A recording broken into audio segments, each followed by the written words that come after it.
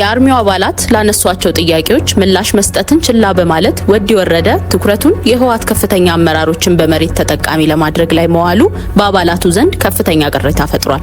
በዚህም የተነሳ በርካታ የአርሚው አባላት በገዛ ፍቃዳቸው ሀራን መሬት በመቀላቀል ላይ እንደሚገኙ የተሰማ ሲሆን ለዚህም እንደማሳያ በትላንትናው ዕለት ብቻ ከክፍለ ጦሩ 33፣ 17፣ 26 እና 44 የተውጣጡና ጥያቄያቸው ያልተመለሰላቸው በድምሩ 60 የሚሆኑ ታጋዮች ከነሙሉ ትጥቃቸው በገዛ ፍቃዳቸው ወደ ሀራ መሬት መቀላቀላቸው ታውቋል። ይህ ድርጊት በአመራሩና በመስክ ላይ ባለው ታጋይ መካከል ያለው ልዩነት ምን ያህል እየሰፋ እንደመጣ በግልጽ ያሳያል።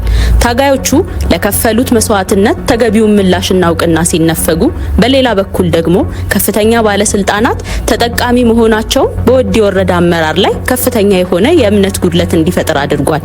ይህ የ60 ታጋዮች በአንድ ቀን ከነሙሉ ትጥቃቸው መክዳት በቀላሉ የሚታይ ቁጥር ሳይሆን በአርሚው ውስጥ እየተፈጠረ ያለውን ውስጣዊ መሸርሸርና የትዕዛዝ ሰንሰለት መላላት ትልቅ ማሳያ ተደርጎ ሊወሰድ ይችላል።